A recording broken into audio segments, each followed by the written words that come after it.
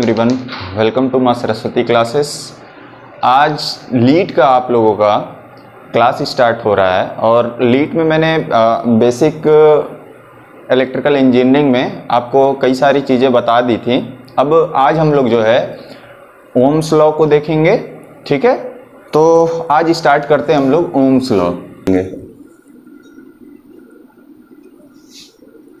Ohm's law, तो Ohm's law देखिए होता क्या है कि सन 1826 ईस्वी में एक साइंटिस्ट थे, जर्मन फिजिसिस्ट थे जिनका नाम, ठीक है, जॉर्ज साइमन ओम्स था। इन्होंने सन 1826 ईस्वी में किया क्या कि इन्होंने अगर कोई कंडक्टर है उसमें फ्लो होने वाली करंट और उस कंडक्टर के किन्हीं भी दो पॉइंट के अक्रॉस जो वोल्टेज होता है, जो पोटेंशियल डिफरेंस होता है, उनके बीच में क्या बताया, एक रिलेशन बताया, जिसको बाद में जो है उन्हीं के नाम के आधार पर ओम्स लॉ के नाम से क्या किया जाने लगा, जाना जाने लगा, ठीक है। तो अब देखिए ओम्स लॉ, ओम्स साहब ने बताया क्या था, वो रिलेशन क्या थे। उन्होंने कहा कि अगर आपके पास कोई कंडक्टर है, ठीक है, और कुछ कंडीशन थी। उन्होंने कहा कि अगर आपके पास कोई कंडक्टर है, अगर इस कंडक्टर की फिजिकल कंडीशन क्या हो, फिक्स हो या कांस्टेंट हो। इस कंडक्टर की फिजिकल कंडीशन क्या होनी चाहिए, कांस्टेंट होनी चाहिए। जैसे फिजिकल कंडीशन में आपका टेम्परेचर, प्रेशर इस कंडक्टर का क्या हो, अगर आपका इस कंडक्टर का कांस्टेंट हो, तो क्या चीज कि इनके अक्रॉस कहने का मतलब एक पॉइंट ये है कंडक्टर का और एक पॉइंट ये है। यहाँ पर पोटेंशियल कितना है, VA है, यहाँ का पोटेंशियल कितना है, VB है, ठीक है। बैटरी से मैंने क्या किया हुआ है, जोड़ा हुआ है। तो और यहाँ टोटल बैटरी का वोल्टेज क्या है, VAB है, और इस कंडक्टर में फ्लो करने वाली करंट क्या है, I है। तो उन्होंने बताया क्या, उन्होंने कहा कि अगर आपके पास कोई कंडक्टर है, उस कंडक्टर की फिजिकल कंडीशन क्या हो, आपकी कांस्टेंट हो, तो इस कंडक्टर के किन्हीं भी दो पॉइंट के अक्रॉस जो पोटेंशियल डिफरेंस होता है वो आपका करंट के क्या होता है, डायरेक्टली प्रोपोर्शनल होता है। मतलब क्या, VAB is directly proportional to क्या, I, ठीक है। अब इस प्रोपोर्शनलिटी का चिन्ह हटा करके अगर इक्वल का चिन्ह हम लगाएंगे तो हमें क्या करना पड़ेगा, एक कांस्टेंट लगाना पड़ेगा। तो मैंने यहाँ पर एक कांस्टेंट R लिख लिया और ये क्या हो गया, मेरा I हो गया। तो यहाँ से हमको दिख क्या रहा है, VAB बराबर क्या चीज, I इंटू R, जहां R क्या है, R आपका एक कांस्टेंट है जिसको किसके नाम से जाना गया, रेजिस्टेंस के नाम से जाना गया। अब इस रेजिस्टेंस का मात्रक क्या होता है, यूनिट क्या होता है, तो आपको पता होगा कि इसकी यूनिट क्या होती है, ओम्स होती है। तो यही रिलेशन उन्होंने बताया कि अगर कोई कंडक्टर है, उसकी फिजिकल कंडीशन आपकी क्या हो, कांस्टेंट हो, तो इस कंडक्टर के किन्हीं भी दो पॉइंट के अक्रॉस लगने वाला पोटेंशियल डिफरेंस, उसमें फ्लो करने वाली करंट के क्या होता है, डायरेक्टली प्रोपोर्शनल होता है, ठीक है। अब देखो बहुत सारी किताबों में I is directly proportional to V लिखा रहता है, या बहुत सारे teacher I is directly proportional to V बताते हैं, तो वो आपका इनवर्स ओम्स लॉ होता है और वो करंट सोर्स के लिए एप्लीकेबल होता है। तो अगर आपके एग्जाम में क्वेश्चंस आते हैं कि ओम्स लॉ अगर ऐसे बना करके देखा है, V is directly proportional to या I is directly proportional to V, तो आपको जो है V is directly proportional to क्या लगाना पड़ेगा, I लगाना पड़ेगा, वही आपका क्या होगा, करेक्ट होगा, ठीक है।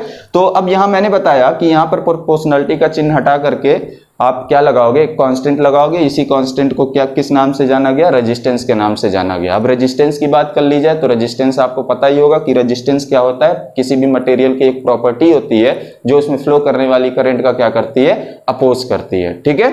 अब इसी रेजिस्टेंस का रेसिप्रोकल या रेजिस्टेंस का व्युत्क्रम एक होता है जिसको क्या बोला जाता है, कंडक्टेंस के नाम से जाना जाता है। तो मैंने क्या बोला कि रेजिस्टेंस के व्युत्क्रम को किसके नाम से जाना जाता है, कंडक्टेंस के नाम से जाना जाता है। कंडक्टेंस भी जो होता है आपका किसी भी मटेरियल की एक प्रॉपर्टी होती है जो उसमें फ्लो करने वाले करंट को क्या करती है, सहायता करती है, उसी को क्या बोला गया है, कंडक्टेंस बोला गया है, जिसको किससे रिप्रेजेंट किया जाता है, G से रिप्रेजेंट किया जाता है।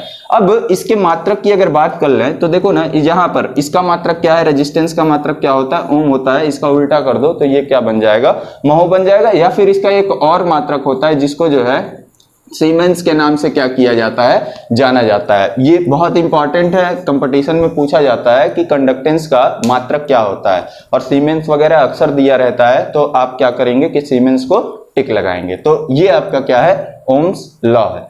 तो ओम्स लॉ में आपसे क्वेश्चंस कैसे कैसे पूछे जा सकते हैं, आपसे इस तरीके से कि ओम्स लॉ क्या होता है, 4 ऑप्शन बना करके देगा कि कौन किसके प्रोपोर्शनल होता है। तो आपको क्या करना पड़ेगा, आपको जो है V is directly proportional to क्या लगाना पड़ेगा, I लगाना पड़ेगा। और उसके बाद फिर आपसे इस ओम्स लॉ में और क्या पूछा जा सकता है कि भाई इसका कोई कंडीशन होता है क्या कि Ohm's law V is directly proportional to I कब होगा, V is directly proportional to तब, V is directly proportional to I तभी हो सकता है जब आपका जो कंडक्टर है उसका फिजिकल कंडीशन क्या होना चाहिए, उसका कांस्टेंट होना चाहिए। फिजिकल कंडीशन में वही टेम्परेचर, प्रेशर, यही सब सारी चीजें आती हैं, तभी जाकर के आपका जो है V is directly proportional to क्या होगा, I होगा। ठीक है, तो ये आपका क्या हो गया, ओम्स लॉ हो गया। तो आपसे केवल और केवल ऐसे ही क्या पूछे जा सकते हैं, क्वेश्चंस पूछे जा सकते हैं। अब इसके बाद हम लोग किसकी स्टडी करेंगे, अब हम लोग जो है किरचॉफ्स लॉ की स्टडी करेंगे। तो आइए देखते हैं किरचॉफ्स लॉ। तो अब किरचॉफ्स लॉ को जानने से पहले कुछ और थोड़ी सी बेसिक चीजें जाननी पड़ेंगी। तो क्या बेसिक चीजें थोड़ी सी जाननी पड़ेंगी, जैसे आपको जानना पड़ेगा कि इलेक्ट्रिकल सर्किट किसे बोला जाता है, ठीक है, नोड क्या होता है, जंक्शन क्या होता है, मेश क्या होता है। तो छोटी छोटी बातें हैं, बस आप देख लीजिए। तो इलेक्ट्रिकल सर्किट की अगर बात की जाए कि भाई इलेक्ट्रिकल सर्किट किसे बोला जाता है, इलेक्ट्रिकल सर्किट आप ऐसा अक्सर देखे होंगे कि इस तरीके से बना रहता है, आप इसी को क्या कह देते हो कि भाई ये मेरा क्या है, इलेक्ट्रिकल सर्किट है। तो इलेक्ट्रिकल सर्किट होता क्या है कि वह कंडक्टिंग पाथ जिसमें या तो करंट फ्लो कर रहा हो या फ्लो करने की कोशिश कर रहा हो, उसी को क्या बोला जाता है, इलेक्ट्रिकल सर्किट के नाम से जाना जाता है, उसी को इलेक्ट्रिकल सर्किट बोला जाता है। देखो ना, यहां पर एक ऐसा कॉम्बिनेशन दिया हुआ है, ठीक है, इसमें आपका बैटरी वगैरह लगा हुआ है, तो इसमें करंट वगैरह क्या कर रही होगी, फ्लो कर रही होगी। तो इस वजह से इसको हम क्या बोल सकते हैं कि यह मेरा क्या होगा, इलेक्ट्रिकल सर्किट होगा। अब उसके बाद फिर दूसरा पॉइंट आपको कौन सा जानना पड़ेगा, दूसरा पॉइंट आपको जो है नोड जानना पड़ेगा कि भाई नोड किसे बोला जाता है, ठीक है ना। तो नोड का मतलब क्या होता है कि जहां पर आपके 2 एलिमेंट क्या करते हो, मिनिमम आपके कितना, मिनिमम आपके 2 एलिमेंट अगर मीट करते हो तो वही आपका क्या कहलाता है, नोड कहलाता है, ठीक है ना। जैसे मान लो एक एलिमेंट मेरा ये है, ये मेरा एक कोई बैटरी वगैरह है और यहां पर एक रेजिस्टेंस है, ठीक है ना, ये इन दोनों को मिलाया तो इसे मैं क्या कह सकता हूं, मैं नोड कह सकता हूं, ठीक है ना। अब मिनिमम कितना होना चाहिए, 2 होना चाहिए, मैक्सिमम आपका कुछ भी हो सकता है, ऐसे ऐसे भी हो सकता है, तो अभी भी हम इसको क्या बोल सकते हैं, नोड बोल सकते हैं। तो ये आपका नोड होता है, ठीक है। अब इसके बाद आपको क्या जानना पड़ेगा, इसके बाद जो है आपको जंक्शन जानना पड़ेगा कि जंक्शन किसे बोला जाता है, ठीक है ना। तो जंक्शन वह पॉइंट होता है जहां पर मिनिमम 3 या 3 से अधिक एलिमेंट क्या करते हो, मीट करते हो। जैसे फॉर द एग्जांपल, अब यह मेरा क्या होगा, यह मेरा जंक्शन होगा। अब इस वाले पॉइंट को हम क्या बोलेंगे कि इसे हम जंक्शन बोलेंगे, ठीक है ना। मिनिमम आपका कितना होना चाहिए, 3 होना चाहिए। अगर मैं इसको मिटा दिया तो क्या अब यह जंक्शन हो सकता है, नहीं हो सकता है। क्यों, क्योंकि कंडीशन है कि 3 एलिमेंट जब मीट करेंगे तभी जाकर के वह पॉइंट मेरा क्या कहलाएगा, जंक्शन कहलाएगा। तो ये आपका अब क्या हो गया, ये आपका जंक्शन हो गया, ठीक है। तो जंक्शन भी आपको समझ में आ गया होगा। अब देखिए, अब अगला आपको क्या समझना पड़ेगा, मेश। मेश क्या होता है, ठीक है ना। तो मेश का मतलब क्या चीज कि एक ऐसा क्लोज पाथ, ठीक है ना, जिसके अंदर कोई दूसरा क्लोज पाथ एग्जिस्ट ना करता हो। मैंने क्या बोला, मेश किसे बोला जाएगा कि एक ऐसा क्लोज पाथ जिसके अंदर कोई दूसरा क्लोज पाथ एग्जिस्ट ना करता हो। फॉर द एग्जांपल, ये देखो यहां पर कितने क्लोज पाथ दिख रहे हैं, एक क्लोज पाथ ये दिख रहा है, एक क्लोज पाथ ये दिख रहा है, ठीक है ना। अगर एक तरीके से और देखने की कोशिश करोगे तो देखो ना कि ये तो दिख रहा है और एक ये बड़ा वाला भी क्या हो रहा होगा, दिख रहा होगा। तो अगर नहीं समझ में आ रहा है तो नंबरिंग कर लो, A B C D E और क्या चीज F। अब आपको इसमें ऐसा क्लोज पाथ देखना है कि जिसके अंदर कोई दूसरा क्लोज पाथ एग्जिस्ट ना करता हो। तो आपका वह क्लोज पाथ कौन कौन सा हो सकता है, A B E F A, ठीक है ना। ये एक ऐसा क्लोज पाथ है जिसके अंदर कोई दूसरा क्लोज पाथ एग्जिस्ट नहीं कर रहा है। उसके बाद B C D E B, फिर से यह एक ऐसा क्लोज पाथ है जिसके अंदर कोई दूसरा क्लोज पाथ आपका एग्जिस्ट नहीं कर रहा है, ठीक है ना। तो ऐसा क्लोज पाथ जिसके अंदर कोई दूसरा क्लोज पाथ एग्जिस्ट ना करता हो उसे क्या बोला जाता है, उसे मेश के नाम से जाना जाता है, या वह क्या होता है, मेश होता है, ठीक है। उसके बाद अब हम अगला क्या समझेंगे, लूप के बारे में समझेंगे कि भाई लूप किसे बोला जाता है, ठीक है। तो लूप आपका क्या होता है कि एक ऐसा क्लोज पाथ जिसके अंदर आपके क्लोज पाथ एग्जिस्ट करते हो, कर भी सकते हो और नहीं भी कर सकते हो, तो उन्हें हम क्या बोल सकते हैं, लूप बोल सकते हैं। ठीक है, जैसे फॉर द एग्जांपल देखो ना, ये आपका ए बी ई एफ ये आपका मेश है। ठीक है ना, मेश के साथ साथ आप इसको क्या कह सकते हो, लूप भी कह सकते हो, क्योंकि लूप में ऐसी कोई भी कंडीशन नहीं है। लूप में आपका दूसरा क्लोज पाथ हो भी सकता है और नहीं भी हो सकता है। ठीक है, तो एक क्लोज लूप ये हो गया, फिर एक लूप ये भी हो जाएगा, फिर एक लूप देखो ए सी डी एफ ए। ठीक है ना, अब देखो ना ये बड़ा वाला होगा, अब इसी के अंदर ये दो छोटे छोटे क्या है, डिब्बे हैं, तो ये मेरा क्या बन गया, लूप बन गया। तो अगर मैं बोलूं कि इसमें कितने लूप हैं, तो लूपों की संख्या इसमें कितनी हो जाएगी, 3 हो जाएगी। जबकि मेश की अगर बात की जाए तो मेश इसमें कितना होगा, केवल और केवल 2 ही मेश होगा। ठीक है, तो ये किरचॉफ्स लॉ को पढ़ने से पहले ये छोटी सी चीजें आपको क्या करनी पड़ेंगी, जाननी पड़ेंगी। ठीक है, अब आते हैं किरचॉफ्स लॉ। तो देखो ना कि सन 1842 ईस्वी में, ठीक है ना, सन 1842 ईस्वी में, अब देखो किरचॉफ भी आपके जो है जर्मन फिजिसिस्ट ही थे। ठीक है, और जैसा कि मैंने बताया जर्मन फिजिसिस्ट कहने का मतलब क्या कि यह जर्मनी के थे। तो सन 1842 ईस्वी में, क्योंकि जब सर्किटें मेरी क्या होने लगी, कॉम्प्लेक्स होने लगी, तो उनको जो है इजी तरीके से सॉल्व करने के लिए जो है किरचॉफ साहब ने अपना 2 नियम क्या किया, दिया। ठीक है ना, 2 नियम उन्होंने प्रतिपादित किया। ठीक है, कौन कौन सा, एक आपका किरचॉफ्स फर्स्ट लॉ, कौन कौन सा, एक आपका जो है किरचॉफ्स फर्स्ट लॉ। ठीक है, दूसरा कौन सा, किरचॉफ कौन सा, सेकेंड लॉ। ठीक है, अब किरचॉफ फर्स्ट लॉ को ही जो है आप किसके नाम से जानते हो, केसीएल के नाम से जानते हो, जबकि किरचॉफ सेकेंड लॉ को किसके नाम से जाना जाता है, केवीएल के नाम से जाना जाता है। तो मैंने क्या बोला कि किरचॉफ साहब ने सन 1842 ईस्वी में विभिन्न जटिल परिपथ को हल करने के लिए जो है अपना 2 नियम प्रतिपादित किया। कौन कौन सा, एक किरचॉफ फर्स्ट लॉ जिसे केसीएल के नाम से जाना जाता है, और दूसरा कौन सा, किरचॉफ सेकंड लॉ जिसको किसके नाम से जाना जाता है, केवीएल के नाम से जाना जाता है। ठीक है, अब ये देखो जो आपका किरचॉफ फर्स्ट लॉ है या जो केसीएल है, केसीएल कहने का मतलब क्या, किरचॉफ करंट लॉ, केवीएल कहने का मतलब क्या, किरचॉफ वोल्टेज लॉ। अब जो केसीएल होता है वो आपका जो है चार्ज कंजर्वेशन के प्रिंसिपल पर क्या करता है, वर्क करता है। चार्ज कंजर्वेशन प्रिंसिपल पर वर्क करता है कहने का मतलब क्या है, चार्ज कंजर्वेशन का प्रिंसिपल कहता क्या है, चार्ज कंजर्वेशन का प्रिंसिपल यह कहता है कि अगर आपके पास कोई भी पॉइंट हो या कोई भी नोड हो, जंक्शन हो, तो इस जंक्शन पर जितना चार्ज आपका आता है उतना ही चार्ज इस जंक्शन से फिर क्या कर जाएगा, या नोड से क्या कर जाएगा, डिसिपेट कर जाएगा। ठीक है,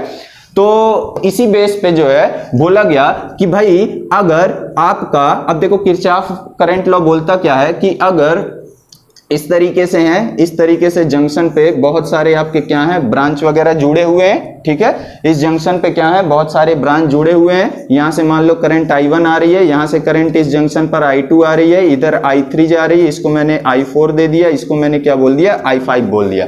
तो अकॉर्डिंग टू किरचॉफ्स लॉ क्या बोला गया, या अकॉर्डिंग टू केसीएल क्या बोला गया कि किसी भी जंक्शन पर समस्त धाराओं का जो बीजगणितीय योग होता है, जो इनका एल्जेब्रिक सम होगा, वो आपका क्या होता है, 0 होता है। कहने का मतलब क्या, सिग्मा आई बराबर क्या, 0।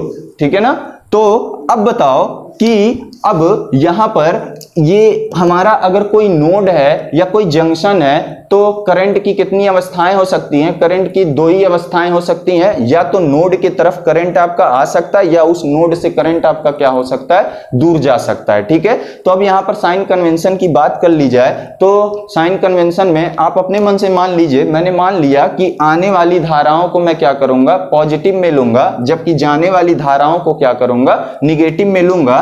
तो यहां से अगर मैं देखूं तो मैं क्या बोल सकता हूं, आने वाली धारा को पॉजिटिव में लोगे तो कौन कौन सा पॉजिटिव में होगा, I1, फिर क्या चीज प्लस मेरा क्या I2 प्लस और क्या I5 भी आ रहा है। फिर जाने वाली धाराएं कौन कौन सी हैं, I3 माइनस में कर दिया, फिर माइनस I4 बराबर 0। ठीक है ना, तो यही आपका क्या कहता है, केसीएल कहता है। भाई आप खुद ही सोच करके बताओ कि सिग्मा आई बराबर 0 मतलब क्या, कि जितनी भी समस्त धाराएं हैं उनका बीजगणितीय योग कब शून्य होगा, जब एक पॉजिटिव हो और दूसरा क्या हो, निगेटिव हो, तभी जा करके अगर आप ऐड करोगे तो उनका क्या रिजल्ट मिलेगा, 0 मिलेगा। ठीक है, तो ये आपका क्या हो गया, KCL हो गया। ठीक है, तो यहां से देखो क्वेश्चंस कैसे बनते हैं। आपका पूछा जाता है कि किरचॉफ्स का जो फर्स्ट लॉ है वो कौन सा है, KCL है, KVL है, तो आपको क्या लगाने पड़ेंगे, यहां पर KCL लगाने पड़ेंगे। और सबसे इंपॉर्टेंट चीज यहां पर क्या पूछी जाती है कि आपका जो KCL होता है वो किसके प्रिंसिपल पर वर्क करता है। तो मैंने क्या बोला कि ये चार्ज कंजर्वेशन के प्रिंसिपल पर, चार्ज कंजर्वेशन के प्रिंसिपल पर क्या करता है, यह वर्क करता है। मतलब क्या, आवेश संरक्षण के सिद्धांत पर यह क्या करता है, कार्य करता है। ठीक है, अब उसके बाद दूसरा लॉ आपका क्या है, KVL। ठीक है ना, दूसरा लॉ आपका क्या है, KVL। ठीक है, अब जो KVL होता है, ठीक है ना, KVL कहने का मतलब क्या, किरचॉफ सेकंड लॉ। तो किरचॉफ का जो सेकंड लॉ है या KVL जो है आपका, वो ऊर्जा संरक्षण के सिद्धांत पर क्या करता है, कार्य करता है। मतलब क्या, एनर्जी कंजर्वेशन के प्रिंसिपल पर यह किरचॉफ सेकंड लॉ क्या करता है, वर्क करता है। अब ये इससे कैसे रिलेट कर रहा है KVL से, तो अगर कोई सिस्टम है, ठीक है ना, अब एनर्जी कंजर्वेशन का प्रिंसिपल बोलता क्या है, एनर्जी कंजर्वेशन के प्रिंसिपल यह कहता है कि अगर कोई सिस्टम है, उस सिस्टम को जितनी भी एनर्जी आप दोगे वह सिस्टम उतनी एनर्जी को क्या करेगा, कंज्यूम कर लेगा। या दूसरा कहने का तरीका क्या है कि अगर कोई सिस्टम है, वह सिस्टम जितनी एनर्जी कंज्यूम करता है उतनी ही एनर्जी को वह क्या करता होगा, लिया होगा, तभी जाकर के उतनी एनर्जी को क्या कर रहा होगा, कंज्यूम कर रहा होगा। ठीक है, तो अब देखो कि KVL बोलता क्या है, KVL कहता है कि अगर आपके पास कोई क्लोज लूप हो, ठीक है ना, KVL कहता है कि अगर आपके पास क्या हो, कोई क्लोज लूप है, लूप हो, ये मेरा जो है एक क्लोज लूप है जिसमें source of EMF E1 E2 और रेजिस्टेंस R1 R2 और इसमें फ्लो करने वाली करंट क्या है, I है। इस तरीके से मैंने दिखा दिया। तो अकॉर्डिंग टू KVL तो ये बोलता क्या है, ये कहता है कि अगर आपके पास कोई क्लोज लूप हो तो इसमें जो सोर्स ऑफ EMF होता है उनका एल्जेब्रिक सम, मतलब क्या, सिग्मा ई। ठीक है ना, सिग्मा ई। मैंने क्या बोला कि अगर आपके पास कोई क्लोज लूप हो, इस क्लोज लूप में जितना भी सोर्स ऑफ EMF लगे होंगे उनका एल्जेब्रिक सम। ठीक है ना, फिर अब इसी क्लोज लूप में फ्लो करने वाली करंट, ठीक है ना, तथा इस क्लोज लूप में जितने भी रेजिस्टेंस लगे होते हैं उनका प्रोडक्ट का एल्जेब्रिक सम का सम आपका क्या होना चाहिए, 0 होना चाहिए। ठीक है ना, ये किसने बताया, किरचॉफ सेकंड लॉ ने बताया। और यही तो आपका क्या बोलता है, एनर्जी कंजर्वेशन का प्रिंसिपल भी आपका यही कहता है कि भाई अगर किसी भी सिस्टम को जितनी एनर्जी दी जा रही है वह उतनी एनर्जी को क्या कर रहा होगा, कंज्यूम कर रहा होगा। ठीक है ना, इसको ऐसे भी लिख सकते हो, सिग्मा ई बराबर सिग्मा आई इंटू क्या चीज, आर। ठीक है ना, सिग्मा ई क्या है भाई, आपका सोर्स ऑफ EMF है, यही तो एनर्जी देगा। और आई इंटू आर ये क्या है, ये आपका ड्रॉप है, मतलब जितना एनर्जी दे रहा है उतना ही एनर्जी को क्या कर रहा होगा कि ये जो आपका सिस्टम दिख रहा होगा, ये इलेक्ट्रिकल सर्किट दिख रहा होगा, वो इतनी एनर्जी को क्या कर रही होगी, कंज्यूम कर रही होगी। तो इसी वजह से आप क्या लिख सकते हो, sigma E plus I, sigma I into R बराबर क्या चीज, 0। ठीक है, तो ये आपका क्या बन गया, आपका KVL हो गया। ये KVL होता है और ये आपका क्या होता है, KCL होता है। ठीक है, तो और देखो जो किरचॉफ्स लॉ होता है वो आपका AC और DC, ठीक है ना, ये बोथ सर्किटों के लिए क्या करता है, काम करता है। ठीक है ना, तो किरचॉफ्स लॉ आप जो है AC सर्किट पर भी एप्लीकेबल कर सकते हो और DC सर्किट के लिए भी यह क्या होता है, एप्लीकेबल होता है। तो आपसे पूछा जाता है कि जो किरचॉफ्स लॉ है वो किस सर्किट के लिए एप्लीकेबल है, AC है या DC है या AC DC दोनों है या इनमें से कोई नहीं। तो आपको क्या होना चाहिए, मालूम होना चाहिए कि AC DC बोथ के लिए किरचॉफ्स लॉ आपके क्या होते हैं, एप्लीकेबल होते हैं। फिर दूसरा क्वेश्चन पूछने का तरीका कि किरचॉफ फर्स्ट लॉ कौन सा होता है, तो आपका कौन सा होता है, KCL होता है। जबकि किरचॉफ सेकंड लॉ कौन सा होता है, तो आपका कौन सा होता है, KVL होता है। फिर आपसे तीसरा टाइप क्वेश्चन किस तरीके से पूछ सकता है कि किरचॉफ्स करंट लॉ जो होता है आपका, वो किसके प्रिंसिपल पर क्या करता है, वर्क करता है। तो किसके प्रिंसिपल पर वर्क करता है, चार्ज कंजर्वेशन के प्रिंसिपल पर वर्क करता है। फिर आपसे पूछ सकता है कि जो आपका KVL होता है वो किसके प्रिंसिपल पर वर्क करता है, तो किसके प्रिंसिपल पर वर्क करता है, ये आपका एनर्जी कंजर्वेशन के प्रिंसिपल पर वर्क करता है। ठीक है ना, फिर आपसे चौथा किस तरीके से क्वेश्चंस पूछा जा सकता है, आपको 3-4 बना करके दिखाएगा।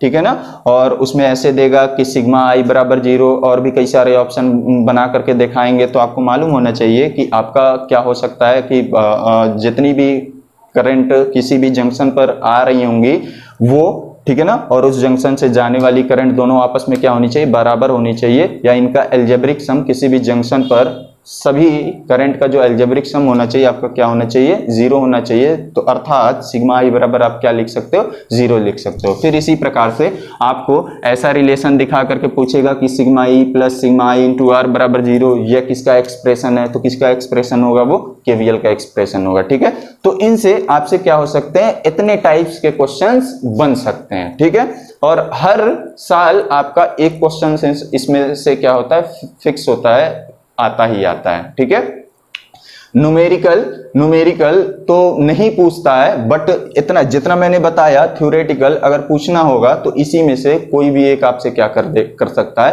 पूछ सकता है। तो ये आपका क्या था, किरचॉफ्स लॉ था। ठीक है, अब हम लोग किसके बारे में स्टडी करेंगे, अब हम लोग जो है एसी फंडामेंटल के बारे में स्टडी करेंगे। अब हम लोग जो है एसी फंडामेंटल के बारे में क्या करेंगे, डिस्कस करेंगे। अब इस एसी फंडामेंटल में हम लोग क्या सबसे पहले किस किस चीज के बारे में स्टडी करेंगे हम बता देते हैं आपको। यहाँ पर जो है हम इंस्टेंटेनियस वैल्यू के बारे में स्टडी पढ़ेंगे।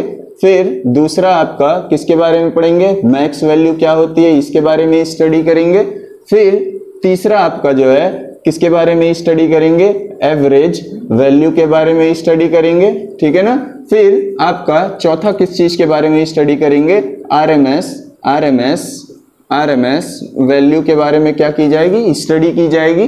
फिर आपका और किसके बारे में हम लोग स्टडी करेंगे, फिर हम लोग फॉर्म फैक्टर के बारे में स्टडी करेंगे।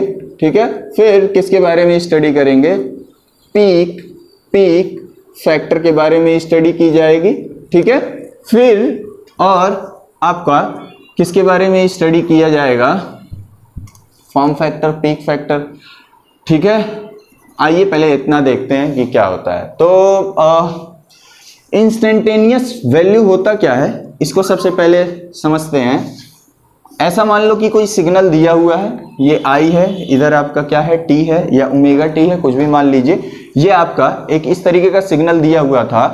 तो इस सिग्नल में, ठीक है ना, या इस सिग्नल के द्वारा किसी भी इंस्टेंट पर अचीव की गई हाइट ही उस सिग्नल की क्या कहलाती है, इंस्टेंटेनियस वैल्यू कहलाती है। मैंने क्या बोला कि किसी भी सिग्नल द्वारा किसी भी इंस्टेंट पर, चाहे इस इंस्टेंट पर, चाहे इस इंस्टेंट पर, ठीक है ना, चाहे इस इंस्टेंट पर, किसी भी इंस्टेंट पर आप देखो तो जिस इंस्टेंट पे पूछा जाए उसी इंस्टेंट पर जो हाइट अचीव की जाती है इस सिग्नल के द्वारा, वही मेरी क्या कहलाती है, इंस्टेंटेनियस वैल्यू कहलाती है। जैसे इस इंस्टेंट पर इतना हाइट अचीव हुई, ये इसकी इंस्टेंटेनियस वैल्यू कहलाएगी।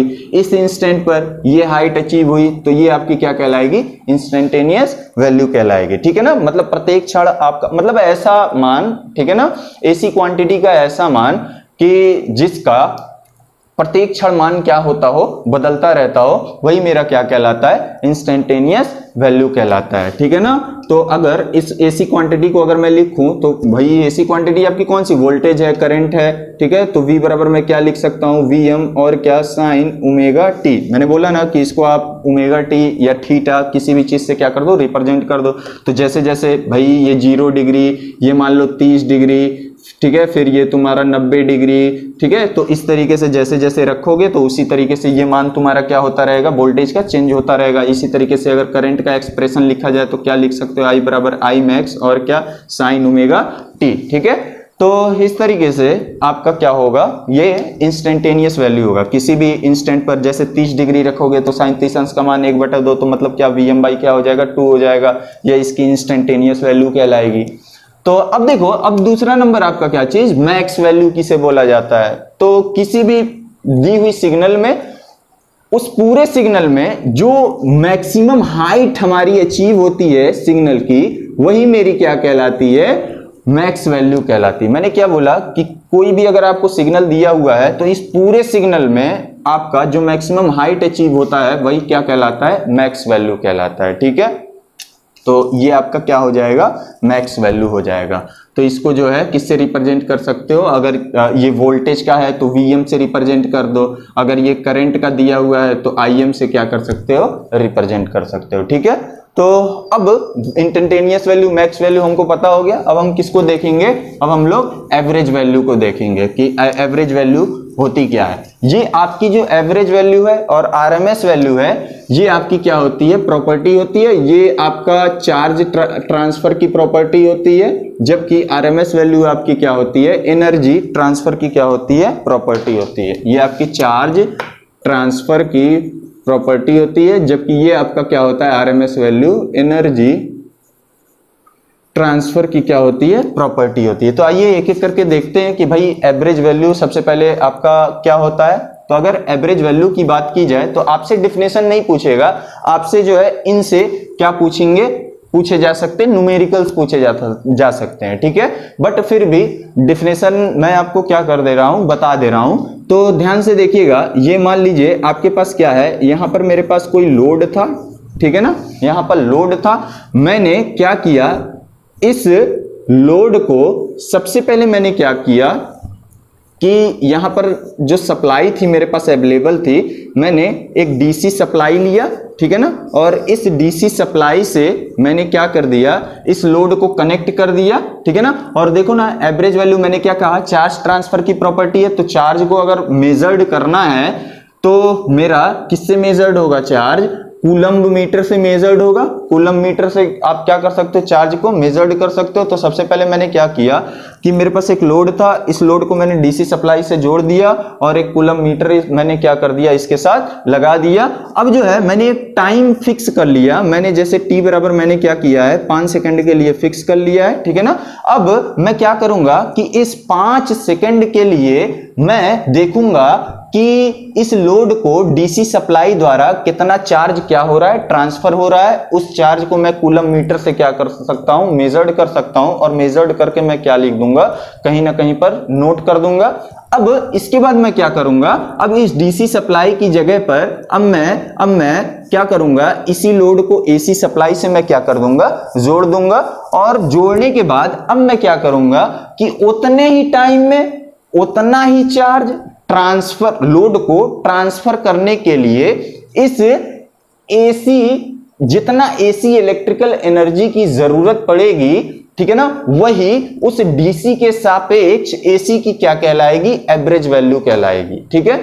मैंने बोला क्या, फिर से ध्यान से सुन लो कि सबसे पहले आप क्या करोगे, सबसे पहले आप एक लोड ले लिए, ठीक है ना, इस लोड को क्या करोगे, डीसी सप्लाई दोगे और कूलम्ब मीटर लगा दोगे। मैंने 5 सेकंड फिक्स कर लिया, 5 सेकंड के अंदर मैं देखूंगा कि कितना चार्ज मेरा इस लोड को क्या हो रहा है, ट्रांसफर हो रहा है। तो जैसे मान लो कि जो है 120 कूलम्ब मेरा क्या हो गया है, चार्ज ट्रांसफर हो गया इस लोड को। अब इतना ही चार्ज, अब मैंने सप्लाई को क्या कर दिया, चेंज कर दिया, अब एसी सप्लाई देंगे, ठीक है ना। अब इतना ही चार्ज इतने ही समय में इसी लोड को ट्रांसफर करने के लिए जितना एसी इलेक्ट्रिकल एनर्जी की जरूरत पड़ेगी, ठीक है ना, वही उस डीसी के सापेक्ष एसी की ही क्या कहलाएगी, एवरेज वैल्यू कहलाएगी, ठीक है। तो ये आपकी क्या होगा, ये एक डिफिनेशन है, डिफिनेशन आपसे नहीं पूछेगा। अब एक एवरेज वैल्यू को फाइंड करने के लिए जो है बहुत सारे मेथड होते हैं। जैसे फॉर द एग्जांपल, अगर एवरेज वैल्यू को फाइंड करना हो तो आपका एक मिड ऑर्डिनेट मेथड होता है। कौन कौन सा मेथड होता है, मिड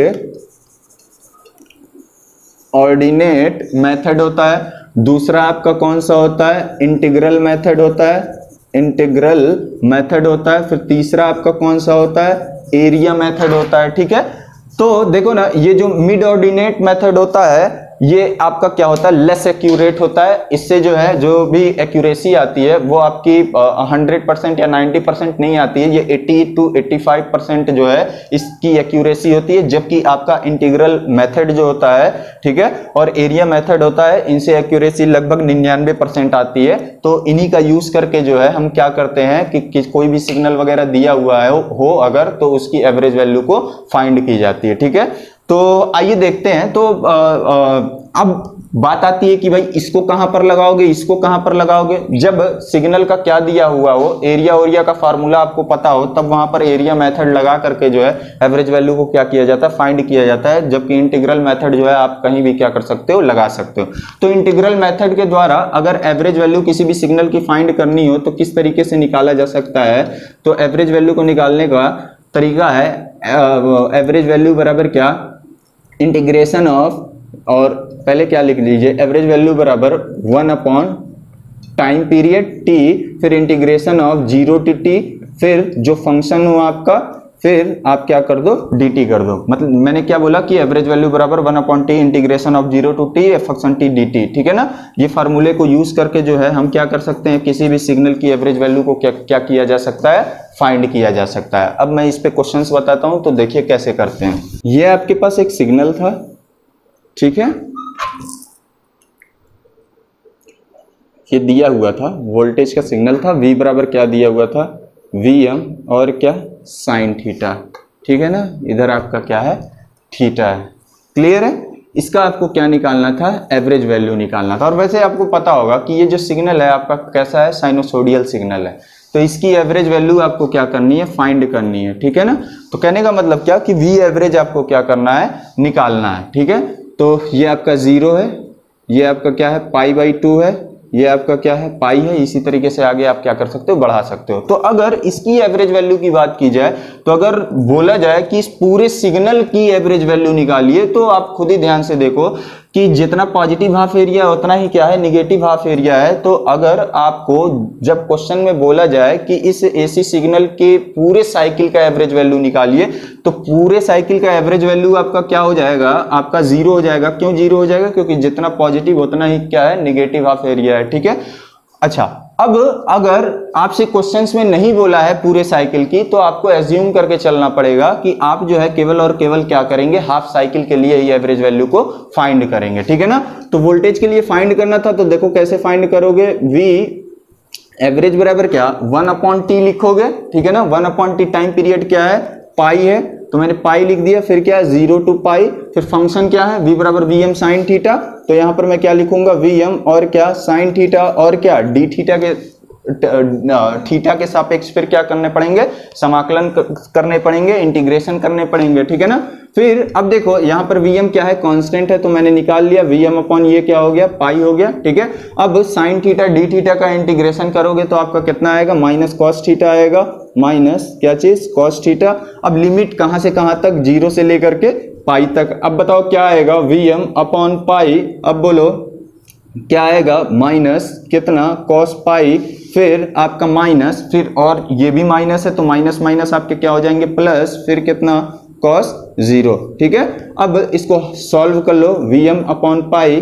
अब बताओ कॉस पाई का मान कितना होगा, कॉस पाई का मान -1 होता है, तो -1 और इंटू माइनस कितना हो जाएगा, +1 हो जाएगा। और कॉस 0 अंश का मान कितना होता है, 1 होता है, तो 1 1 कितना, 2 हो जाएगा। तो यहाँ पर मैं क्या लिख सकता हूँ, 2 लिख सकता हूँ। तो इस प्रकार से आपका क्या ये आ जाएगा, 2 Vm अपॉन क्या चीज, पाई। ये मेरा क्या निकल करके आ गया, एवरेज वैल्यू निकल करके आ गई, ठीक है ना। या इसी को जब सॉल्व करोगे 2 Vm अपॉन पाई को, या Vm अपॉन π/2 को जैसे ही सॉल्व करोगे, तो 0.636 और क्या Vm, ये आपकी क्या निकल करके आ जाएगी, एवरेज वैल्यू निकल करके आ जाएगी, ठीक है। तो देखो पूछने का तरीका क्या क्या होता है क्वेश्चंस का, कि जैसे आपको जो है ये सिग्नल बना करके देगा, और आपको ये पता है कि ये सिग्नल कैसी है, साइनोसोडियल सिग्नल है, ऐसी सिग्नल ये बना करके दे देगा, और 4 ऑप्शन देगा। उस 4 ऑप्शन में जो है आपसे पूछ सकता है कि एवरेज वैल्यू बताइए क्या है। तो या तो फॉर्मेट ऐसा होगा कि इस तरीके से क्वेश्चन को फ्रेम कर रहा होगा कि उसमें ऑप्शन इस तरीके से फ्रेमिंग होगा, 2 Vm अपॉन पाई, ठीक है। या फिर इस तरीके से फ्रेमिंग की जा सकती है, 0.636 Vm। तो आपको ये पता होना चाहिए, ठीक है, कि आपको जो है ऑप्शन कैसा, ऐसा मिले तो भी आप जानते रहो, और ऐसा मिले तो भी आप क्या करते रहो, जानते रहो। एक तो क्वेश्चंस इस तरीके से फ्रेम हो सकते हैं, और दूसरा किस तरीके से फ्रेम हो सकता है, दूसरा इस तरीके से फ्रेम हो सकता है कि आपको क्वेश्चंस में बोल सकता है कि अगर आपके पास एक कोई सिग्नल है जिसकी मैक्स वैल्यू कितना है, 20 वोल्ट है या 25 वोल्ट है, तो उसकी एवरेज वैल्यू क्या होगी। तो सीधे आपको क्या करना है, 0.636 से मल्टीप्लाई कर देना है, जो वैल्यू निकल करके आएगी वही आपकी क्या कहलाएगी, उस सिग्नल की एवरेज वैल्यू कहलाएगी, ठीक है ना। तो अगर ग्राफिकल टाइप में दे तो भी आप क्या कर सकते हो, निकाल सकते हो, या फिर आपसे सिर्फ मैक्स वैल्यू बोल करके दे और एवरेज वैल्यू पूछे एसी सिग्नल के लिए, साइनोसोडियल सिग्नल के लिए, तो भी आप क्या कर सकते हो, इजीली इसको हैंडल कर सकते हो, ठीक है।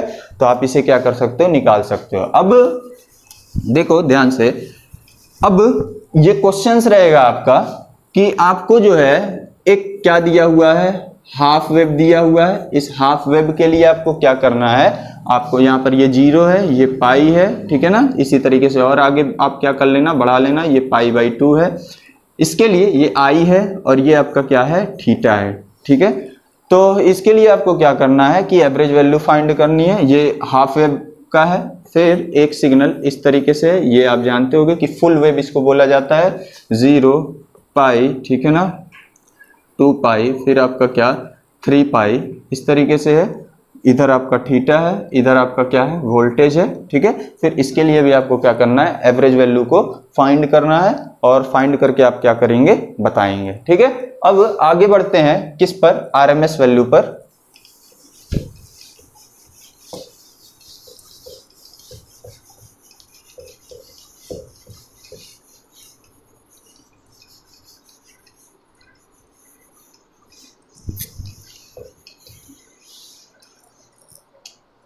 तो अब देखिए आरएमएस वैल्यू, फिर से मैंने बोला कि जो है इसका डिफिनेशन आपसे नहीं पूछेगा, बट फिर भी जानने के लिए, बस नॉलेज के लिए जान लो कि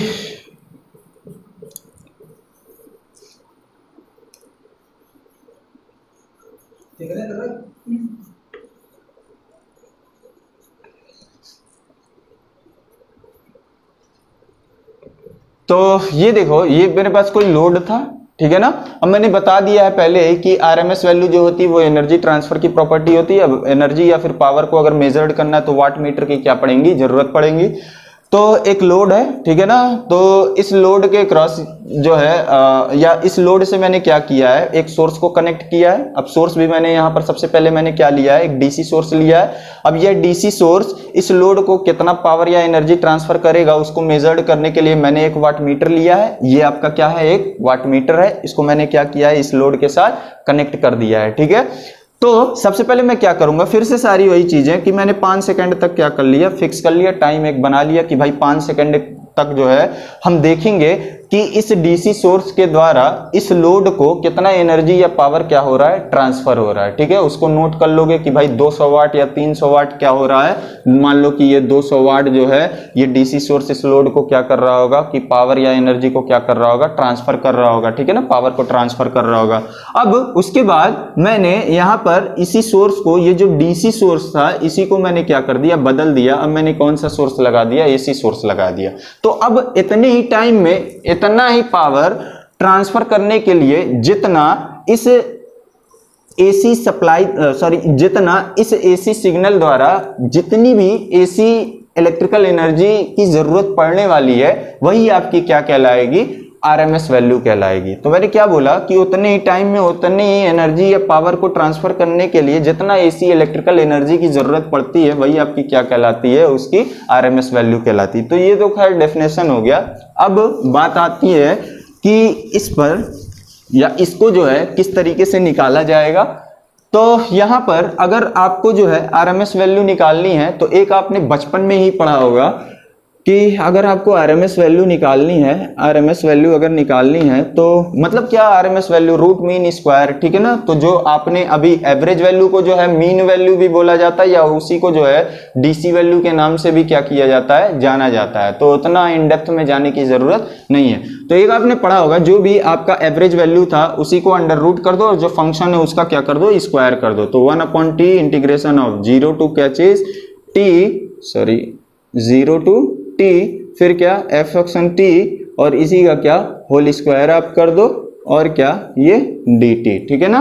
तो एक तो इस तरीके से आप क्या कर सकते हो, आरएमएस वैल्यू को फाइंड कर सकते हो, ठीक है। और ये फार्मूला आप कब यूज करोगे, ये फार्मूला आप तभी यूज करना जब आपको ग्राफिकल फॉर्म में, ठीक है ना, या वेब फॉर्म में क्वेश्चंस आपको दिए हुए हों। जैसे इस तरीके से अगर ये वेब फॉर्म में या ग्राफिकल फॉर्म इसी को बोला जाता है, इस तरीके से अगर आपको क्वेश्चंस मिले हुए हैं तब इस फॉर्म को यूटिलाइज करके जो है हम लोग क्या करते हैं, इस सिग्नल के लिए हम लोग आरएमएस वैल्यू इसकी निकालते हैं, ठीक है।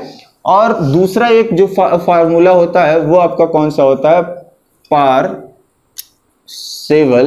मेथड होता है, ठीक है ना, पार्सेवल मेथड होता है। इसमें क्या चीज, इसके द्वारा भी हम क्या कर सकते हैं कि आरएमएस वैल्यू निकाल सकते हैं। इसका फार्मूला क्या होता है, अंडर रूट, ठीक है ना, डीसी कंपोनेंट का square plus 1/2 1/2 summation of AC component का स्क्वायर, ठीक है ना। तो इस फार्मूले को कब लगाया जाएगा, जब आपका जो है क्वेश्चंस कैसा दिया हुआ हो, इक्वेशन फॉर्म में दिया हुआ हो।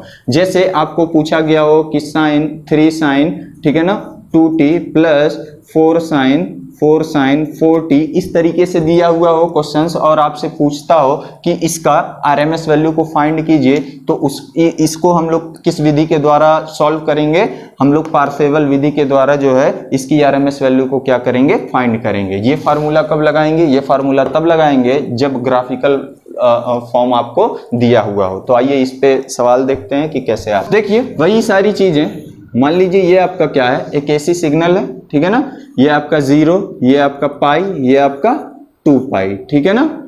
तो अब ये मान लो कि करंट का सिग्नल था I, और ये क्या है, थीटा है, ठीक है। अब इसके लिए आपको क्या निकालना था, इसका RMS वैल्यू निकालना था, मतलब क्या IRMS आपको क्या करना था, फाइंड करना था। तो किस तरीके से फाइंड किया जाएगा, ये तो ग्राफिकल फॉर्म दिया हुआ है, तो हम क्या करेंगे कि वही फार्मूला लगाएंगे। कौन सा, IRMS बराबर क्या चीज, √1/t integration of 0 to t, फिर क्या f फंक्शन t का क्या कर लेंगे, होल स्क्वायर, और फिर क्या dt। यही वाला तो फार्मूला हम लगा करके क्या करेंगे, निकालेंगे। तो आइए निकालते हैं। तो IRMS निकालेंगे, बोलिए 1/t, t कितना, पाई, फिर मेरा क्या 0 to पाई, फिर फंक्शन आपका क्या है, आपका I बराबर Im साइन ओमेगा t या साइन थीटा, I बराबर Im और क्या साइन थीटा, और किसके सापेक्ष, थीटा के सापेक्ष क्या करना है, समाकलन करना है। और ये जो फंक्शन है इसका ये क्या होगा, स्क्वायर होगा, ठीक है। तो अब अब इसको सॉल्व करो, 1/पाई। अब बोलो ये Im है, तो Im आपका क्या हो जाएगा, स्क्वायर हो जाएगा, और कांस्टेंट है तो बाहर निकल जाएगा, मतलब क्या ये हो गया। फिर अब बोलो सिर्फ अंदर क्या बचेगा, इंटीग्रेशन ऑफ क्या बचेगा, साइन स्क्वायर थीटा बचेगा। अब बोलो आपने एक फार्मूला पढ़ा होगा, क्या चीज, cos 2 थीटा बराबर 1 माइनस क्या होता था, 2 साइन स्क्वायर थीटा, ठीक है ना।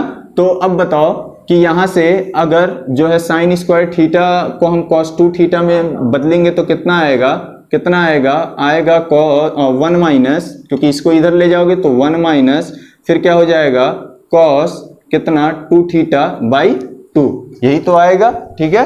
तो आप जो है साइन स्क्वायर थीटा की जगह पर क्या कर सकते हो, 1 माइनस cos 2 थीटा बाई 2 क्या कर सकते हो, लिख सकते हो। तो 0 to पाई, अब मैं क्या लिख सकता हूँ, 1 माइनस और क्या cos 2 थीटा बाई कितना 2, और क्या चीज d थीटा, ठीक है। तो अब बताओ, अब इसको सॉल्व करोगे तो फिर से क्या आएगा, यहाँ पर 1/पाई इंटू यहाँ पर क्या हो जाएगा, Im स्क्वायर हो गया, ठीक है ना। फिर ये 2 भी मेरा क्या हो जाएगा, ये मेरा 2 भी क्या हो जाएगा, बाहर निकल जाएगा, तो मैंने यहाँ पर बाहर निकाल दिया, ठीक है ना।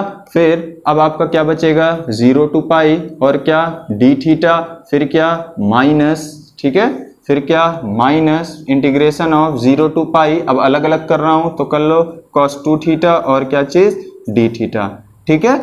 अब इसको जैसे ही सॉल्व करोगे तो आपको क्या मिलेगा, क्योंकि यहाँ पर जगह नहीं है तो सीधे सीधे मैं क्या लिख दे रहा हूँ, वो आंसर लिख दे रहा हूँ, बट आप इसको क्या करिएगा, सॉल्व कीजिएगा। जैसे ही आप सॉल्व करोगे तो आपको क्या मिलेगा, v मैक्स बाई क्या मिलेगा, √2, ठीक है ना। और जब जैसे ही इसको सॉल्व करोगे तो क्या मिलेगा, 0.707 और क्या v मैक्स, ये आपकी क्या निकल करके आ जाएगी, RMS वैल्यू। अच्छा सॉरी, यहाँ पर I है तो I का फंक्शन ही क्या करिएगा। तो इस तरीके से आपका जो IRMS आएगा साइनोसोडियल सिग्नल के लिए आपका कितना आएगा, I मैक्स बाई √2, ठीक है ना, या फिर आप क्या बोल सकते हो 0.707 I मैक्स, ठीक है। अब क्वेश्चंस पूछने का फिर से वही तरीका, या तो आपको ऐसे बोल देगा कि साइनोसोडियल सिग्नल की RMS वैल्यू कितनी होती है, तो आप सीधे सीधे आप क्या कह सकते हो, I मैक्स बाई √2। इस फॉर्म में क्वेश्चन जो ऑप्शन बनेंगे या तो ये इस फॉर्म में होगा, या तो 0.707 I मैक्स के फॉर्म में होगा। दूसरा क्वेश्चन कहने का तरीका क्या रहेगा कि बोल देगा कि एक ऐसी सिग्नल है, एक साइनोसोडियल सिग्नल है जिसका करंट का मैक्सिमम मान आपकी जो है 10 एम्पीयर 20 एम्पीयर दिया हुआ है, तो I मैक्स का मान उस क्या करिए आप बताइए। तो आप सीधे सीधे 0.707 में मल्टीप्लाई कर देना, जितना भी दिया रहेगा जो आंसर आएगा वही आपका क्या हो जाएगा, जाएगा, आई मैक्स हो जाएगा। ठीक है, अब देखो जैसे तो एक तो आपको ग्राफिकल फॉर्म में मैंने बता दिया, ठीक है। फिर अब देखो, अब वो जो दूसरा पार्सेवल मेथड है उसका प्रयोग कब करेंगे। जैसे मान लो कि एक कोई फंक्शन दिया हुआ था F function T is equal to, या सीधे सीधे देखो ऐसे दिया हुआ था, v बराबर दिया हुआ था 10, ठीक है, और sorry sine 2t plus 2 sign 3t, ठीक है। और आपसे बोल रहा था कि इसका जो है आप क्या करिए, आरएमएस वैल्यू निकालिए। तो पार्सेवल मेथड की सहायता से, क्योंकि इक्वेशन फॉर्म में दिया हुआ है, तो पार्सेवल मेथड की सहायता से अंडर रूट करना, ठीक है ना। फिर अब देखो यहां पर कोई डीसी कंपोनेंट है क्या, क्योंकि डीसी कंपोनेंट का स्क्वायर करना पड़ेगा, ठीक है। तो यहां पर कोई डीसी कंपोनेंट है क्या, नहीं है भाई। डीसी कंपोनेंट कब होता है, जब यहां पर केवल और केवल अकेला एक अंक जैसे ही आ जाएगा ना, तभी जाकर के आपका क्या, यही जो अंक होगा आपका, यही आपका क्या कहलाएगा, डीसी कंपोनेंट कहलाएगा, ठीक है। तो यहां पर देखो, चलो मान लो कि ये 4 दिया हुआ था, तो ये डीसी कंपोनेंट है, तो उसका स्क्वायर कर दो, तो 4 का स्क्वायर कर देना, ठीक है ना, प्लस 1/2। अब क्या चीज, अब जितना भी जो आपका ये एसी कंपोनेंट, भाई साइन 2t साइन 3t ये सब एसी कंपोनेंट है, इनका जितना भी कंपोनेंट दिया हुआ है, इनका जो मैक्स वैल्यू है भाई, ये सारा का सारा ये क्या है, इसका एम्पलीट्यूड है, मैक्स वैल्यू है, ठीक है ना। तो इनका मैक्स वैल्यू का क्या कर लेना, स्क्वायर कर लेना, उनका एल्जेब्रिक सम कर लेना, ठीक है ना। तो अब आप क्या कर लो, इसका 10 का स्क्वायर कर लो, फिर प्लस आपका किसका स्क्वायर कर लो, 2 का स्क्वायर कर लो, ये 1/2 है ही, इसको सॉल्व कर लो, यही आपका जो आंसर निकल करके आएगा वही आपका क्या कहलाएगा, वही आपकी आरएमएस वैल्यू कहलाएगी। अगर ये ना देता, मान लो ये नहीं दिया हुआ है, तब यहाँ पर डीसी कंपोनेंट आपका क्या हो जाता, 0 हो जाता। क्लियर है। तो अब ये तो हो गया, ठीक है ना। अब इसमें देखो एक चीज और कि बच्चे अक्सर गलतियां क्या करते हैं, जैसे मान लो कि एक क्वेश्चंस दिया हुआ है,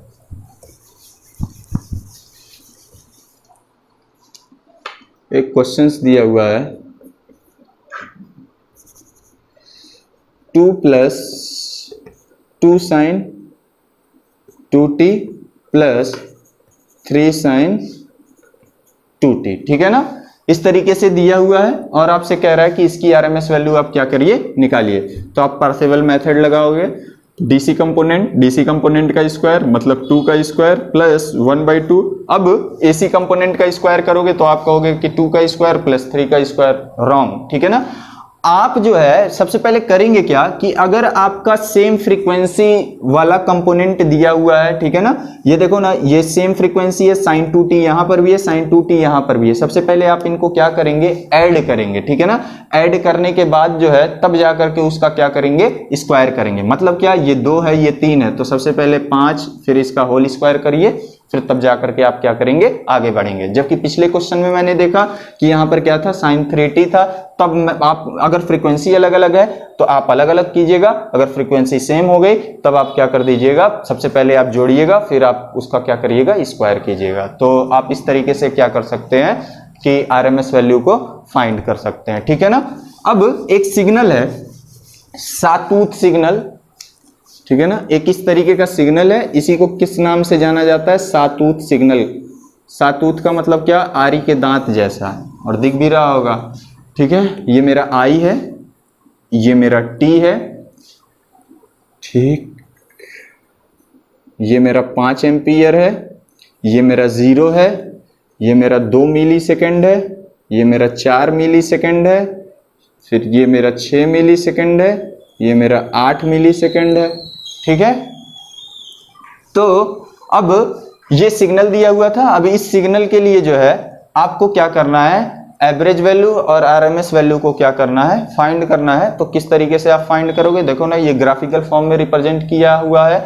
तो आप जब आरएमएस वैल्यू निकालोगे तो अंडर रूट वाला, अंडर रूट 1/t, फिर integration of 0 to t f function t का होल स्क्वायर और इनटू क्या चीज, dt, वो वाला फार्मूला लगा करके आप आरएमएस वैल्यू कैलकुलेट करोगे। तो देखो ना, चाहे आरएमएस वैल्यू निकालना हो चाहे एवरेज वैल्यू निकालना हो, सबसे पहले तो इसका फंक्शन पता होना चाहिए। इसका तो फंक्शन ही नहीं हमको पता है, तो सबसे पहले हम क्या करेंगे, फंक्शन को निकालेंगे। तो फंक्शन को कैसे निकाल सकते हो, ठीक है ना, मतलब क्या कि इसके इक्वेशन को कैसे बना सकते हो। तो आपको पता है कि मूल बिंदु से होकर जाने वाली रेखा का समीकरण आपका क्या होता है, y बराबर क्या पढ़े होगे, mx पढ़े होगे, जहां m आपका क्या है, स्लोप है, जिसको प्रवणता के नाम से जाना जाता है, ठीक है ना। और m बराबर ही हम क्या लिख सकते हैं, tan थीटा लिख सकते हैं, ठीक है। अब देखो y एक्सिस पे कौन सा है, y एक्सिस पे i है, तो मैंने क्या कर दिया, i लिख दिया, i बराबर m, फिर क्या है m बराबर tan थीटा, ये मान लो कि ये तुम्हारा क्या है, थीटा है, तो tan थीटा लंब बटा क्या, आधार होता है होता है। अब बताओ लंब का मान कितना है, 5 है, ठीक है। आधार तुम्हारा क्या है, 2 मिली सेकेंड है, तो 2 गुणे 10 टू द पावर मैंने क्या कर दिया, -3 कर दिया, मिली सेकंड सेकंड में क्या कर दिया, चेंज कर दिया। अब x पे क्या है, x पे मेरा t है, तो मैंने क्या कर दिया, t लिख दिया, ठीक है ना, टाइम। तो ये आपका क्या बन गया, ये आपका फंक्शन बन गया, ठीक है ना। अब एवरेज वैल्यू निकालना है, मतलब क्या, आई एवरेज निकालना है, तो आप क्या करोगे, सबसे पहले बोलो भाई आप जो है 1/t करोगे। टी का भाई ये देखो पीरियोडिक सिग्नल है, मतलब क्या कि एक निश्चित समय के बाद अपने मान को बार बार क्या कर रहा है, दोहरा रहा है, तो केवल इतने पार्ट का निकालो, फिर सारा का सारा वही वाला क्या होगा, सबके लिए हो जाएगा। तो आपका क्या हो जाएगा, 2 मिली सेकेंड, 2 × 10 टू द पावर क्या, -3, ठीक है ना। फिर ये तो 1/t हो गया, फिर integration of 0 to t, t कितना है, 2 × 10 टू द पावर -3, ठीक है। फिर f फंक्शन t, तो f फंक्शन क्या है, f फंक्शन t कितना है, तो ये फंक्शन मैंने निकाल करके रखा है 5/2 × 10 टू द पावर -3 t और क्या चीज dt, ठीक है।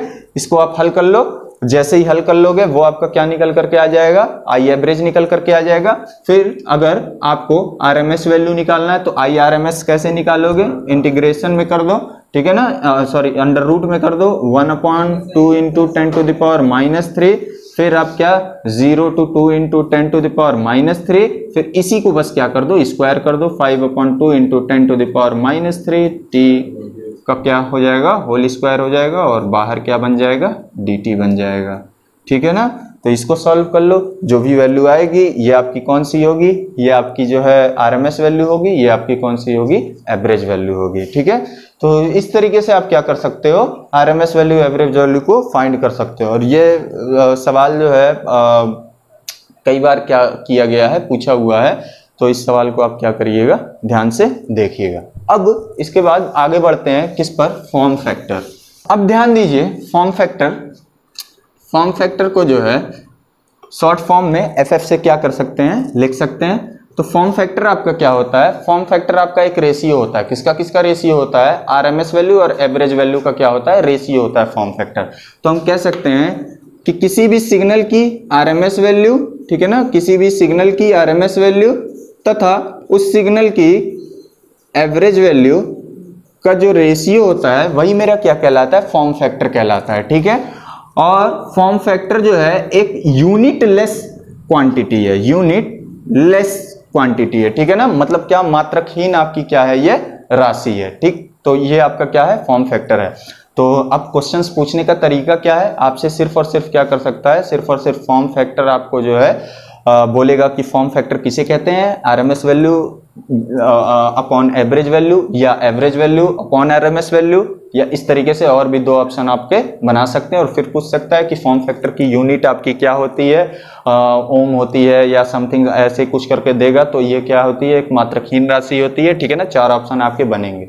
फिर उसके बाद अब क्या चीज आपका, पीक फैक्टर, क्या चीज, पीक और क्या फैक्टर, ठीक है ना। तो पीक फैक्टर किसे बोला जाता है, तो किसी भी सिग्नल की, ये भी रेशियो होता है, किसी भी सिग्नल की मैक्स वैल्यू तथा उसी सिग्नल की आरएमएस वैल्यू का जो रेशियो होगा वही हमारा क्या कहलाता है, पीक फैक्टर कहलाता है। पीक फैक्टर भी आपकी जो है एक यूनिटलेस क्या होती है, क्वांटिटी होती है, मतलब ये आपका क्या है, एक मात्रकहीन राशि है। तो इस तरीके से ऑप्शन बनाएगा, फिर उसमें जो है max value by RMS value या RMS value by max value या इनमें से कोई नहीं, इस तरीके से जो है 4 ऑप्शन बनेंगे, उसमें से आपको क्या करने पड़ेंगे, एक टिक लगाने पड़ेंगे। तो आप इजीली क्या कर सकते हो, अगर जानते रहोगे तो आप लगा सकते हो। अब इनका सिग्निफिकेंस भी होता है, इनका पढ़ने का मतलब क्या है, बट आपको यहाँ पर वो सब सारी चीजें जानने की जरूरत नहीं है, जितना आपको जरूरत है केवल उतनी ही चीजें आपको क्या की जा रही हैं, यहाँ पर बताई जा रही हैं, ठीक है ना। तो इन चीजों की जरूरत थी तो आपको मैंने क्या किया, बता दिया। तो ये आपका जो है आपका एसी फंडामेंटल में इतनी चीजें जरूरत थी। हम लोग जो है इम्पीडेंस के बारे में पढ़ेंगे, हम लोग जानेंगे सबसे पहले इम्पीडेंस होता क्या है। तो इम्पीडेंस की अगर बात की जाए तो जिस प्रकार से मैंने बताया आपको रेजिस्टेंस, अभी इससे पहले बताया था कि रेजिस्टेंस क्या होता है, किसी भी मटेरियल की प्रॉपर्टी होती है जो उसमें फ्लो करने वाली करंट का क्या करती है, अपोज करती है, ठीक है ना। बेसिकली आपको वो डीसी सर्किट के लिए आप देखने के लिए ज्यादा पाओगे, ठीक है। तो अब उसी प्रकार से क्या होता है, हमारा इम्पीडेंस होता है। तो किसी भी एसी सर्किट में करंट के मार्ग में जो अवरोध उत्पन्न करता है वही मेरा क्या कहलाता है, इम्पीडेंस कहलाता है, ठीक है। इम्पीडेंस को किससे रिप्रेजेंट किया जाता है, Z से रिप्रेजेंट किया जाता है। और इसके यूनिट की बात कर ली जाए तो यूनिट इसका क्या होता है, इसका यूनिट भी आपका ओम्स होता है, ठीक है ना। अब अगर इम्पीडेंस के व्युत्क्रम की बात कर ली जाए तो इसके व्युत्क्रम को हम लोग क्या कहते हैं, या इसका व्युत्क्रम जो होता है उसे क्या बोला जाता है, एडमिटेंस बोला जाता है, जिसको किससे रिप्रेजेंट किया जाता है, Y से रिप्रेजेंट किया जाता है। रेसिप्रोकल होता है किसका, इम्पीडेंस का। एडमिटेंस इम्पीडेंस का क्या होता है, रेसिप्रोकल होता है। अब एडमिटेंस की अगर यूनिट की बात कर ली जाए तो इसकी यूनिट आपकी क्या बनेगी, महू बनेगी, ठीक है ना। क्या बनेगी, महू बनेगी। क्लियर है। तो आपसे ये पूछे जा सकते हैं, इसके यूनिट्स पूछे जा सकते हैं किसके, एडमिटेंस के। क्लियर है। तो ये आपका क्या हो गया, इम्पीडेंस हो गया। क्लियर है। अब ध्यान दीजिएगा कि एक इम्पीडेंस ट्राइंगल मेथड होता है, ठीक है ना। तो खैर उसको चलिए बाद में देखा जाएगा। अब उसके बाद हम लोग जो है क्या पढ़ेंगे, इलेक्ट्रिकल पावर के बारे में पढ़ेंगे।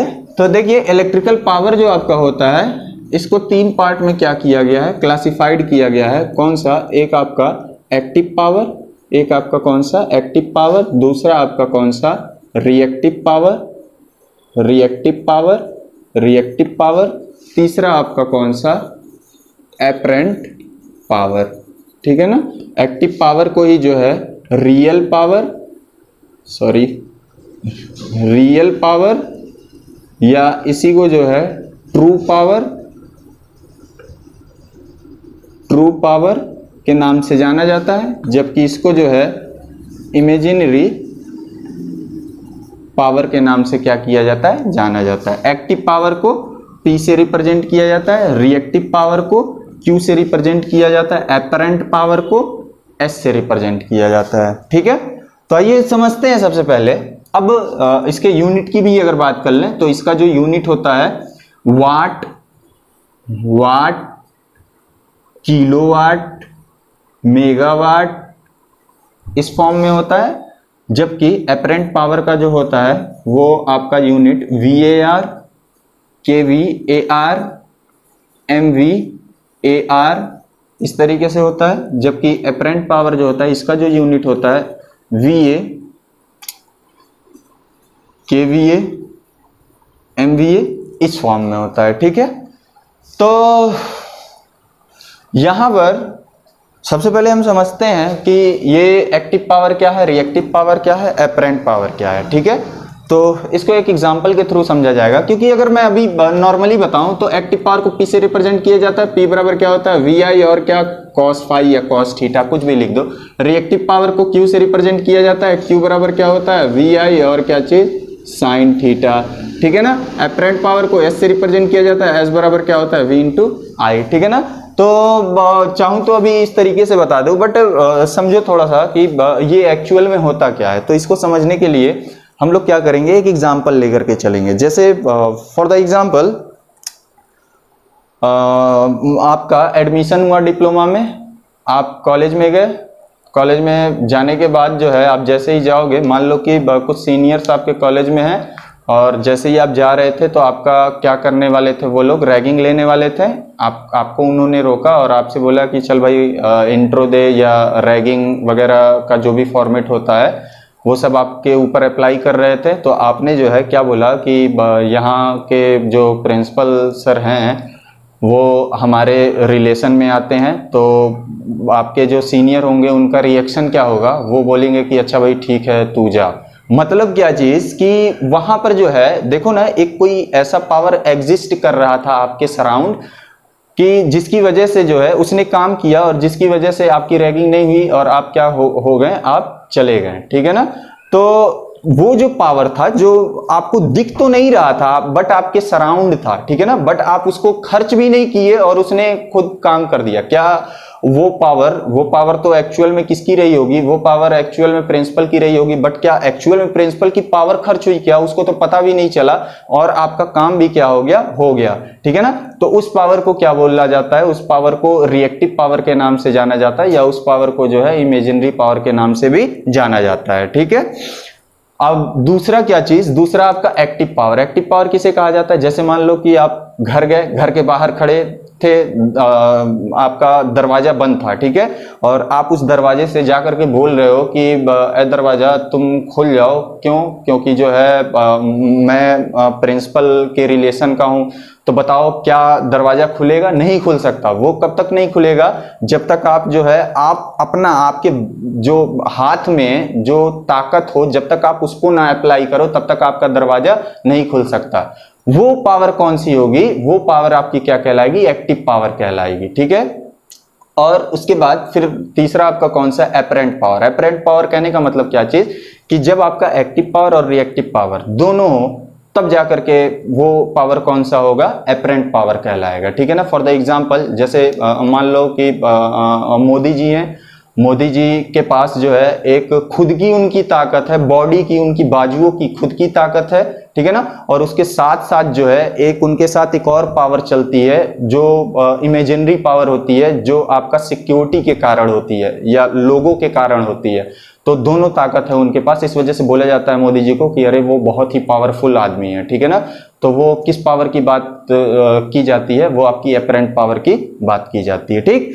तो अब देखो, फिर अब मैथ्स में आपको पढ़ाया गया होगा, एक आपको रियल पढ़ाया गया होगा, इमेजिनरी पढ़ाया गया। रियल को जो है हमेशा, अच्छा इस तरीके से पढ़े भी होगे, इधर सिग्मा लिखते हो एक्स एक्सिस पे, फिर इधर जो है आई से लिखते हो, ठीक है। बट जब इंजीनियरिंग के क्षेत्र में आप पढ़े होगे तो यहाँ पर आई ना लिख करके जो है आपको क्या दिखाया जाता है कि इधर जे लिखो। क्यों भाई, क्योंकि आई से जो है करंट को भी क्या किया जाता है, डोनेट किया जाता है। आयोटा वगैरह जिसको बोलते थे, ऑपरेटर्स वगैरह अगर पढ़े होगे तो जान रहे होगे, ठीक है। तो रियल चीज को, जो रियल चीजें होती हैं उनको किस पे रिप्रेजेंट किया जाता है, एक्स एक्सिस पे रिप्रेजेंट किया जाता है, जबकि इमेजिनरी चीज ये आपका क्या होता था, इमेजिनरी वाला एक्सिस होता था, ठीक है ना। तो इमेजिनरी चीजों को किस पर रिप्रेजेंट किया जाता है, वाई एक्सिस पे रिप्रेजेंट किया जाता है, ठीक है। तो अब फॉर द एग्जाम्पल इधर देखो, इधर मेरा क्या है, इधर मेरा मान लो कि V है, ठीक है ना, और यहाँ कुछ एंगल पर इस तरीके से कुछ एंगल पर मेरा क्या है, I है।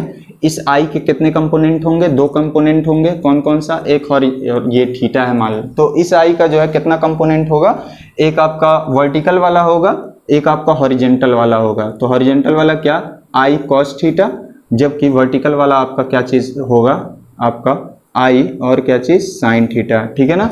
अगर मैं इसमें और इसमें V से मल्टीप्लाई कर दूं, V से इसमें भी, V से इसमें भी, V से इसमें भी, तो ये देखो क्या बन गया, VI cos फाई, और ये तो रियल वाली एक्सिस है तो इसीलिए P, क्योंकि एक्टिव पावर है, ठीक है ना, बाजुओं की ताकत, रियल ताकत, तो एक्स एक्सिस पे होगा, तो एक्स एक्सिस पे देखो कौन सा आया, VI cos फाई, जबकि इमेजिनरी वाला वाई एक्सिस पे देखो क्या आ रहा है, VI sin फाई।